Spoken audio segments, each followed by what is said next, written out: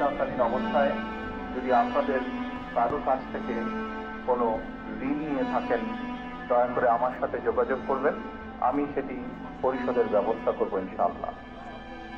একই সাথে উনি জীবিত থাকাকালীন অবস্থায় ওনার কোনো ব্যবহারে, ওনার কোনো কথায় যদি কেউ আঘাত পেয়ে থাকেন, তাহলে মরহুমার পক্ষ থেকে আমি আপনাদের কাছে ক্ষমা প্রার্থী।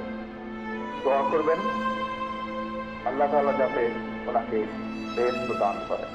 আসসালামু আলাইকুম।